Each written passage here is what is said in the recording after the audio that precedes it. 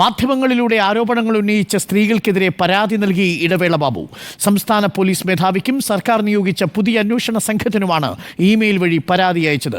തനിക്കെതിരായ ഗൂഢാലോചനയുടെ ഭാഗമാണ് പരാതിയെന്നും അന്വേഷണം വേണമെന്നുമാണ് ആവശ്യം. അലി അക്ബർ ഷാ ചേരുന്നു കൂടുതൽ വിവരങ്ങളുമായി.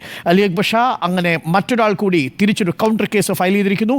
ഇടവേള ബാബുവാണ് ഇപ്പോൾ പരാതി നൽകിയിരിക്കുന്നത്. എന്താണ് കൂടുതൽ വിശദാംശങ്ങൾ?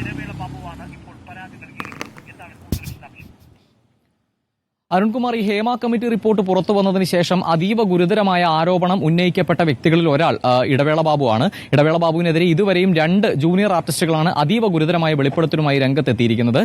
ഇവർക്കെതിരെയാണ്, അതായത് കഴിഞ്ഞ ദിവസങ്ങളിൽ സമൂഹ മാധ്യമങ്ങളിലൂടെയും തനിക്കെതിരെ അപകീർത്തിയ പരാമർശങ്ങൾ നടത്തിയ ആരോപണങ്ങൾ ഉന്നയിച്ച 2 സ്ത്രീകൾക്കെതിരെയാണ് ഇപ്പോൾ ഇടവേള ബാബു തിരിച്ച് പരാതി നൽകിയിരിക്കുന്നത്.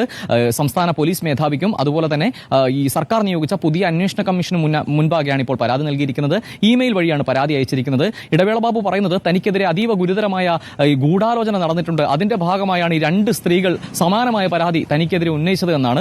ഈ 2 സ്ത്രീകളുടെയും പരാതിയിൽ ഒരു കോമൺ ഫാക്ടർ ഉള്ളതെന്ന് പറയുന്നത് AMMA എന്ന സംഘടനയിൽ അംഗത്വം ലഭിക്കണമെങ്കിൽ ഒന്നുകിൽ പണം നൽകണം അല്ലെങ്കിൽ ശരീരം നൽകണമെന്ന് ഇടവേള ബാബു പറഞ്ഞു എന്നുള്ളതാണ്.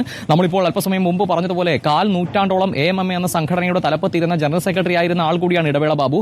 ആ കാലത്ത് നടന്ന ക്രൈമുകളാണ് ഇപ്പോൾ ഓരോ വെളിപ്പെടുത്തലുകളുടെയും പുറത്തു വന്നുകൊണ്ടിരിക്കുന്നത്. അത് തന്നെയാണ് ഇപ്പോൾ ഈ 2 സ്ത്രീകളും വെളിപ്പെടുത്തിയിരിക്കുന്നത്. ഇതിലൊരാൾ ഇന്ന് നമ്മുടെ റിപ്പോർട്ടർ ടിവിയിലൂടെ ഗുരുതരമായ വെളിപ്പെടുത്തലുകൾ നടത്തുകയും ചെയ്തിരുന്നു. എന്തായാലും ഈ 2 പേർക്കെതിരെയാണ് ഇപ്പോൾ ഇടവേള ബാബു പരാതി നൽകിയിരിക്കുന്നത്. ഇടവേള ബാബു ഈ സിദ്ദിഖ് ഈ ജനറൽ സെക്രട്ടറി സ്ഥാനത്തേക്ക് എത്തുന്നതിന് തൊട്ട് മുൻപ് വരെ ആ സ്ഥാനത്ത് ഇരുന്ന വ്യക്തിയാണ്. എന്തായാലും നിലവിലെ ജനറൽ സെക്രട്ടറിക്കും ഇതിന് മുൻപുണ്ടായിരുന്ന ജനറൽ സെക്രട്ടറിക്കും എതിരെ അതീവ ഗുരുതരമായ ആരോപണം ഉന്നയിക്കപ്പെട്ടത് AMMA എന്ന സംഘടനയ്ക്കും വലിയ വെല്ലുവിളിയായിട്ടുണ്ട്.